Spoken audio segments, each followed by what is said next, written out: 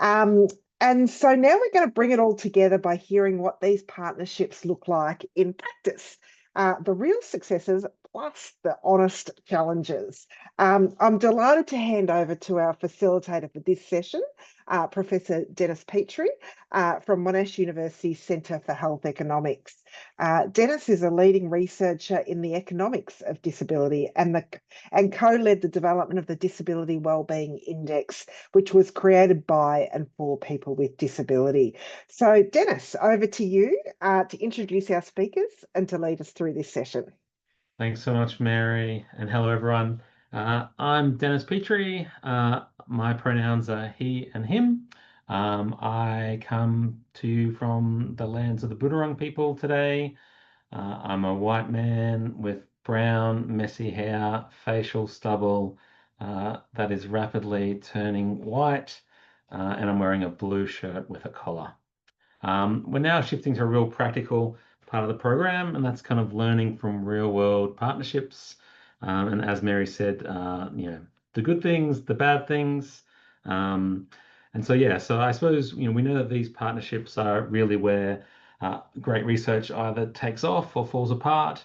And, hearing what it looks like in practice can help us all think about how we might build better collaborations in the future. And so these partnerships are essential if we want to make the research make a real difference in people's lives.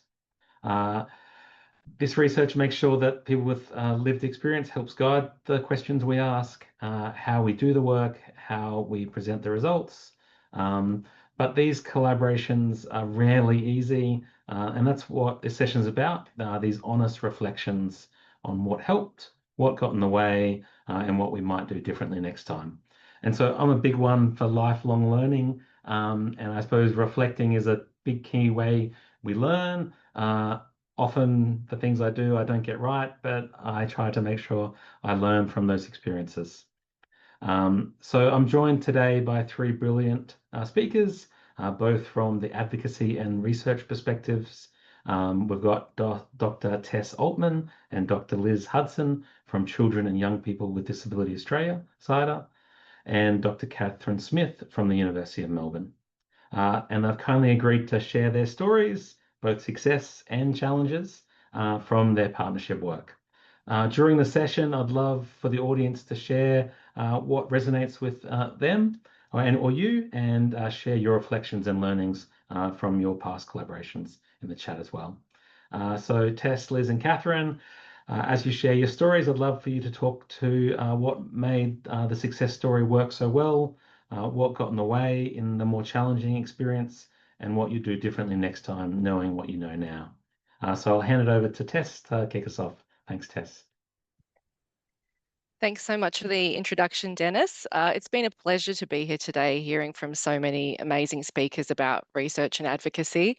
My name is Tess Altman, and I'm a Policy and Research Coordinator at Children and Young People with Disability Australia, or CYDA, which is the national representative advocacy body for children and young people with disability aged 0 to 25 years. My pronouns are she, her, and I pay my respects to the Wadawurrung peoples as the traditional custodians of the lands where I'm joining from today in Ballarat. So I'm going to be kicking off this session by sharing a lesson from practice from a current collaboration I'm involved with between CYDA and the Australian Institute of Family Studies, or AIFS. So we're partnering with AIFS on a project, again funded by the National Disability Research Partnership, called Safety Beyond Barriers, Diverse Family Experiences of Violence and Disability. For this project, we are co-designing research to look at how diverse families of children with disability experience domestic and family violence and how we can best support them. We're looking at intersecting barriers and experiences of disabled families and young people who are also, for example, First Nations, culturally and linguistically diverse, LGBTIQA+, and living in regional or remote areas. So I'm wearing a couple of hats for this project. I'm co-leading the project with the lovely Liz Hudson, who will be speaking next, and I'm also a co-designer.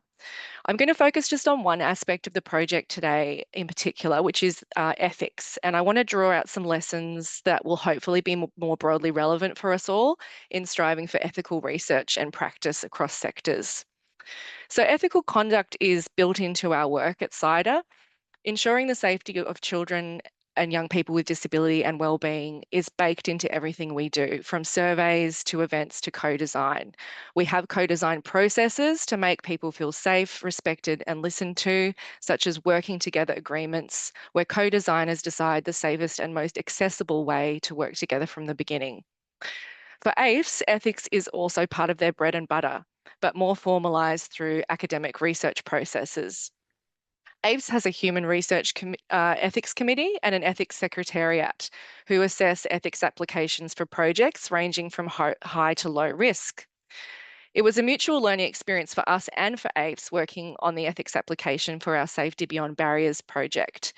For CYDA, and even for me coming from an academic background, as an anthropologist, it was a rare opportunity to develop an ethics application hand in hand with an ethics secretariat with deep ethical knowledge. Our project had a few unique considerations, as many of us on the co-design team are also colleagues, and it required thinking through power dynamics and parameters around disclosure with the sensitive topic of domestic and family violence. AIFs provided us with step-by-step guidance on handling these elements. They gave feedback on the grant and ethics application drafts with examples of how to demonstrate and embed ethical conduct. And AIFs researchers also presented at an information session to upskill and share back with us as co-designers, sharing ethics principles, how ethics applications work and how the assessment process works, which is a bit of a black box for a lot of us. And AIFS's insight really helped us make ethics come alive. It is a real challenge translating ethical processes into an ethics application. I'm sure many of you are familiar with this. And even with the best intentions, it can become a tick boxing exercise. So the partnership really helped us to embed an ethics ethos from start to end, similarly to how we've been speaking about co-design today as a continual process.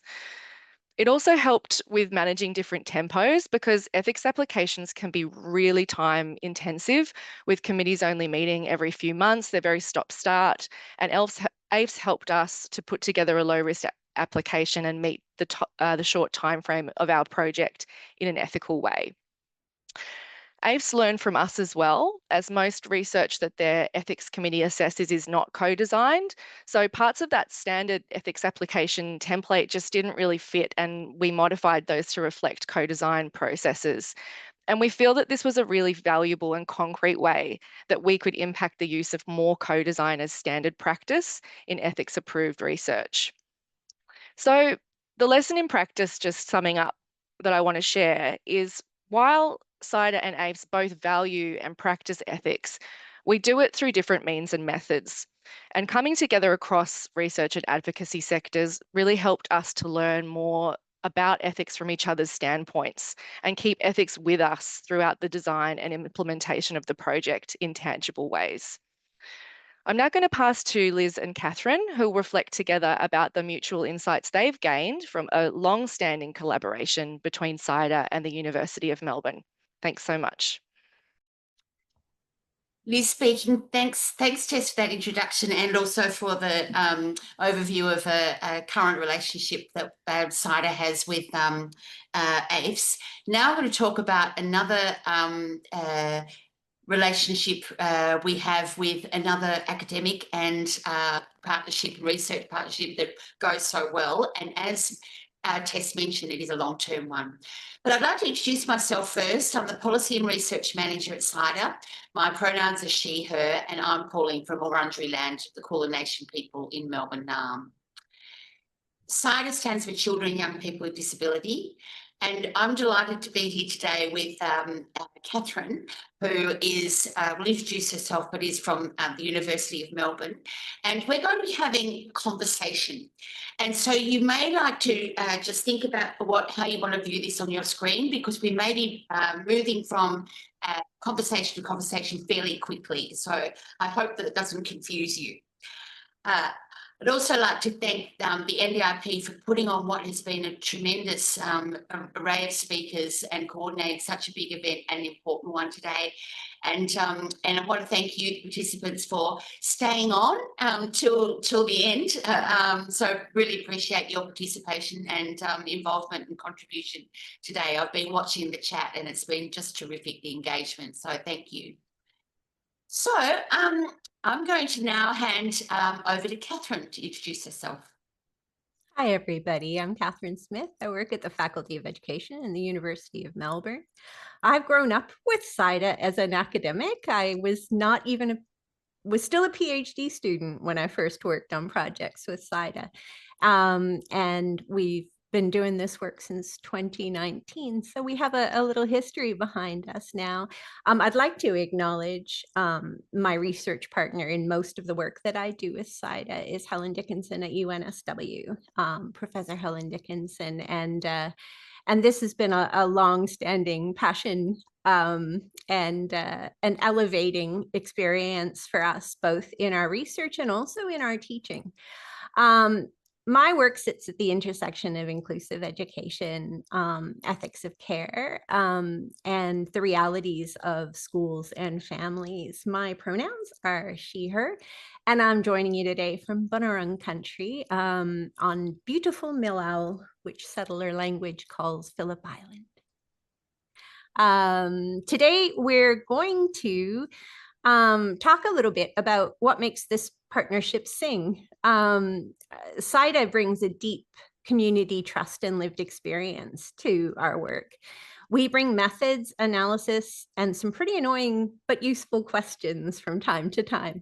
Together, we've tried to turn data into care, evidence that can actually travel from policy to classroom and back to the young people themselves. We're going to have a candid conversation today about what worked and how we keep learning together. So we're going to begin by talking about, well, we're given the brief to talk about one thing that worked really well. There are just so many successes in the 4 years that I've been at CYDA and relationship with Catherine and Helen. I just couldn't drill it down to one. So I couldn't limit it to one. But I'm going to talk briefly about three, but very quickly. So as Catherine mentioned, we've been partnering, CYDA's been partnering with Catherine from Melbourne Uni and Helen from University of New South Wales for over half a decade. They've been assisting us to analyse and data and write up our education surveys. So periodically, at least every 2 years, we CYDA have been surveying parents and caregivers about the experience of students with disability in school, and also young people with disability about their experiences at school. And these surveys, they examined the experiences and challenges faced by students with disability, families and caregivers as they navigate Australia's education system. So that's been a really successful ongoing long-term partnership. But another success that was related to that was how we worked together, and this was actually initiated by Helen and Catherine, how we worked together to design the survey for young people with disability with young people with disability. So instead of the researchers deciding the questions or advocates rushing out to try and put together a survey, we actually planned the development of the survey with young people with disability themselves, therefore raising the voice of young people with disability and making it more accessible, the survey itself. And a final success was a very recent partnership on a very recent survey project about a new government program that was announced, which some of you will be very familiar with, called Thriving Kids. That actually brought together CYDA's community networks with Catherine's and Helen's research expertise. So it was brilliant. Catherine, what are your views about the success of research and advocacy partnerships? Well, I think one success for me is the opportunity to develop and redevelop the research over iterations with purpose. It's not longitudinal, but it is returning. And so we can see the questions developing, we can see the work developing, but we also have a chance to kind of return with questions that didn't get asked that young people are telling us are important. We have also done a lot of work kind of answering those questions and shifting everything from the language of the survey to the way we return the findings to the community over time. Money, to go back to the previous conversation, is always an issue, and there isn't always money to turn things over and turn them into the things that we want. But we do a very good job, I think, among us getting information out in different forms, from submissions to government to newspapers to, you know, the conversation and various things. I think the second success for me is reciprocity. CYDA opened doors to voices that are too often missing from large data sets, especially in education. And that's been really important to me. In return, our team brings structure. We bring sampling logic, instrument design, and we try and, you know, kind of bring the transparent analysis pipelines. But I think the most exciting thing for me has been capacity growing in both directions. I have, you know, become the researcher that I am, in part because of the work that I have done with CYDA.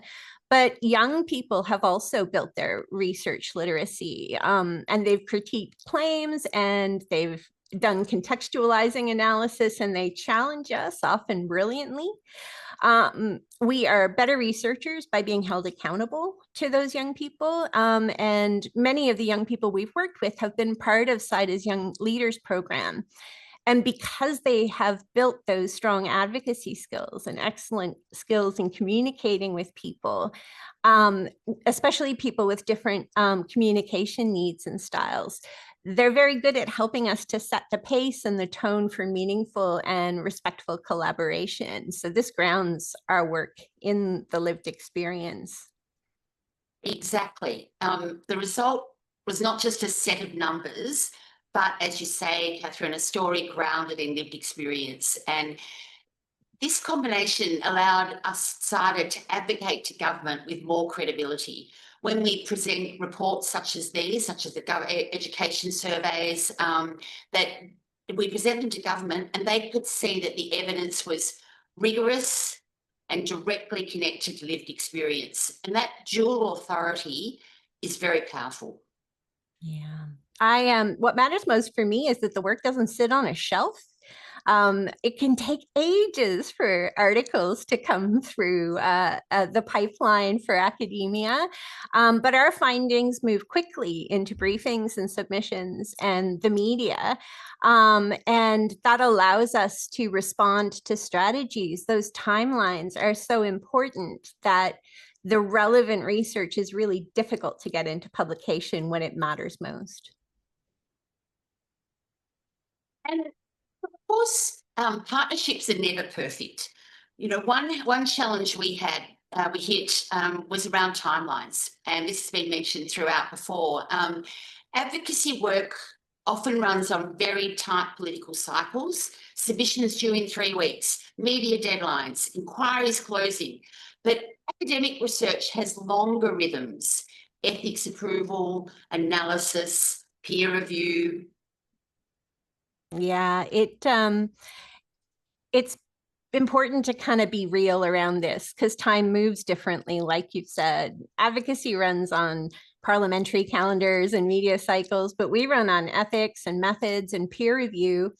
And also, as someone who started as a pretty junior academic, teaching, and that can really interrupt the accessibility we have to times that are often required ad hoc in experiences. We commit to accuracy without ambivalence. So our plain language doesn't flatter the nuance of advocacy sometimes.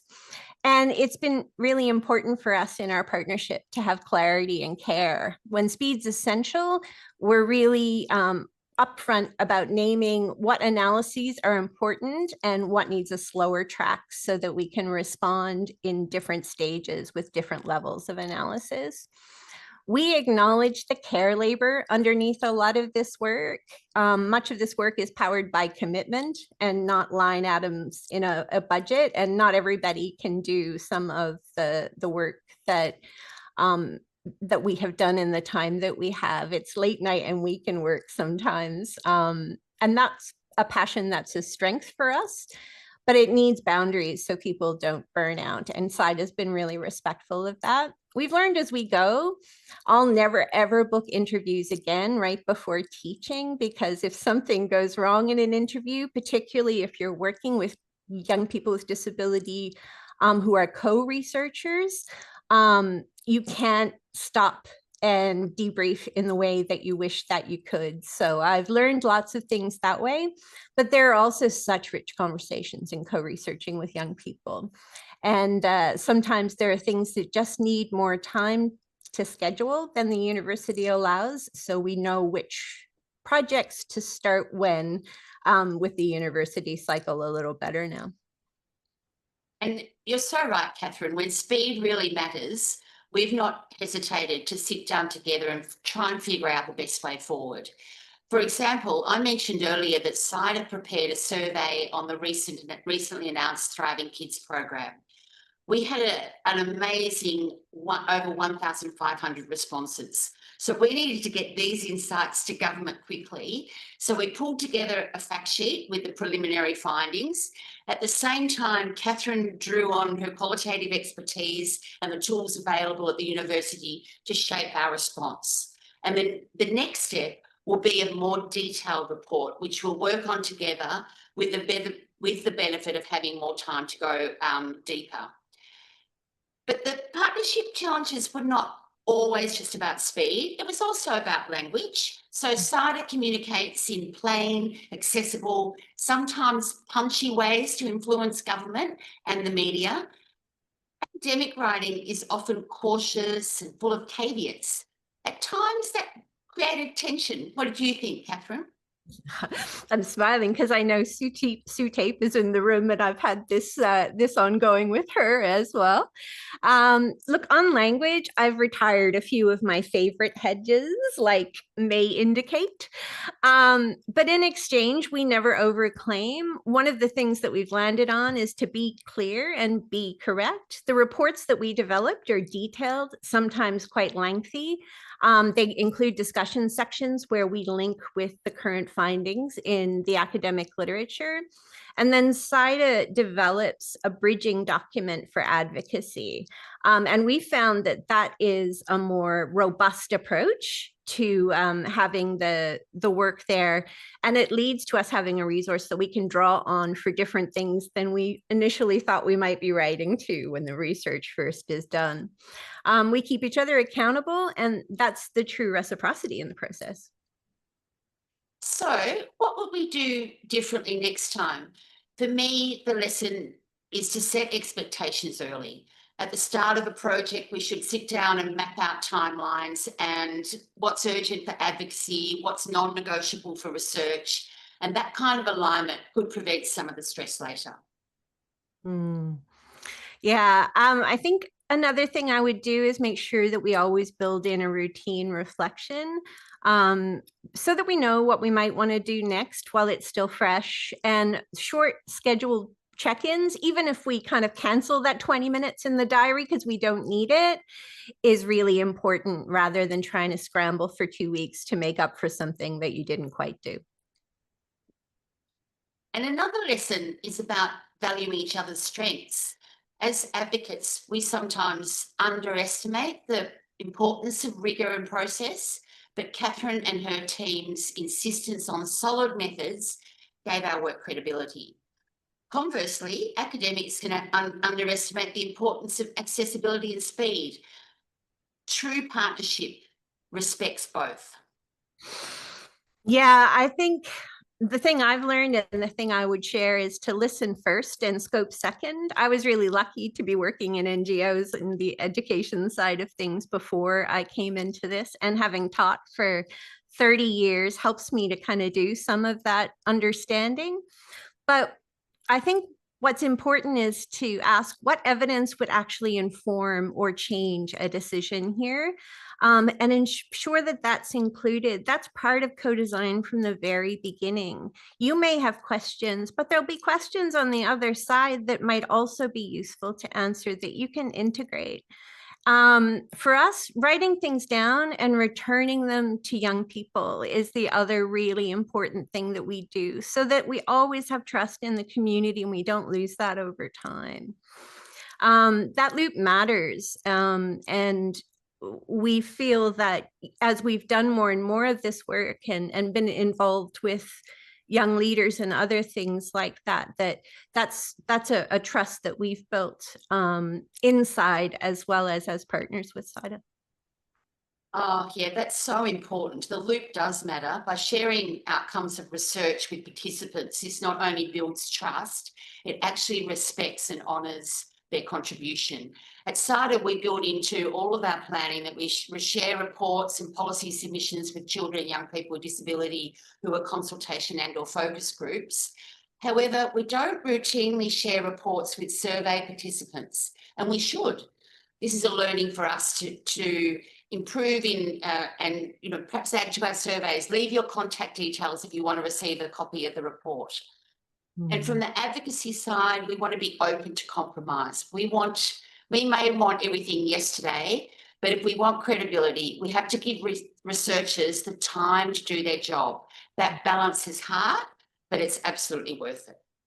Partnerships are gloriously messy, aren't they? They're like genuinely powerful too, though. When lived experience, careful methods, and purposeful communication sit at the same table, I think evidence grows legs and it moves. And that's the most important thing that we feel we do well together. Our orientation is really simple. If it's useful, usable, and that it's used, and it treats the people who it's about with respect at every step. And we check back to make sure that we're doing that with dignity as much as we can. So thanks for being here and for all the work you do. And thanks, Liz. It's so good to chat this way. And thanks for all you do to make the systems more human. And thank you, Catherine. I think our message today is simple. When advocacy organisations and researchers work side by side, each respecting the other's world, we can achieve much more than either of us could alone. Thank you. Thanks, Liz, Catherine and Tess. Powerful reflections there. While everyone's thoughts are fresh, I'd encourage you to put any thoughts you have in the chat. I might just throw over a question maybe to all three of you, thinking about when these partnerships kind of started, how you kind of made time to, build relationships with each other, or, I suppose you seem as though you genuinely like each other, which always helps in partnerships, and, enjoy talking to each other. So I suppose just reflecting back when these partnerships started, how you made the time to kind of build these relationships, or, Well, there's a couple other people in the room we'd have to start with, because we were just saying the other day that we are starting to be the institutional memory at CYDA, because we've been there the longest. But it has been genuinely, it's been care work and relational. And I think that's the thing that works when you do have an organization that you return to again and again, is you have those relationships, you know how people work, and you understand when things aren't going so well for someone, you can make that space because you know who they are in the longer term. Right, Liz? Yeah, I was just going to say that I was going to hand this over to Catherine, because Catherine has had this partnership has been actually with CYDA longer than I have. So it's that institutional knowledge, as Catherine refers to it. But I think that Catherine's right, that it even though there might be, it is relational, and connection to the people in an organisation is important, but it's also the institution and the support for young people with disability and children with disability that's important as well, because turnover in disability advocacy organisations is often quite high, and it's important that there is some consistency across that. That's where I guess that the organisation itself is important to continue that connection. Great, thanks, Liz. Tess? Tess speaking. Thanks for that question, Dennis. And yeah, it's wonderful to hear Liz and Catherine, to hear you chat. This is quite fresh for me because we've just set up this partnership with AFES in the last 6 months or so. So I think that a really important part of setting that up has just been to give the time to the partnership needed and give the touch points. So we had the original conversations about what the project should look like together, but then we set up regular meeting times, and we made those times to have those online spaces so that we could build the relationship needed to be able to adapt the project as it emerged. And I think that was what really allowed us to adapt our ethics process, because we had a much bigger project in mind, which we then had to really adjust to be feasible. And the ethics was a big part of that, and working with what was manageable. So if we hadn't had those regular touch points, we wouldn't have been able to be so agile. Great, thanks, Tess. And so I suppose that these partnerships aren't just about goodwill, but they're also about planning, taking time, building trust, working out how to understand each other and what the expectations might be, and ongoing negotiations that continue to take place, I'm guessing. If you'd like practical help building this into your own work, the resource pack includes a really useful frequently asked questions section with common questions about roles, co-design and ethical partnerships, plus tools you can use to set these collaborations up well from the start. So, make sure you have a look at that as well. So thanks again to Tess, Liz and Catherine for sharing your experiences so truthfully and honestly. That was fantastic. I might throw it back to you, Mary, to finish us off. Thank you very much, Dennis, and to Liz, Catherine and Tess as well.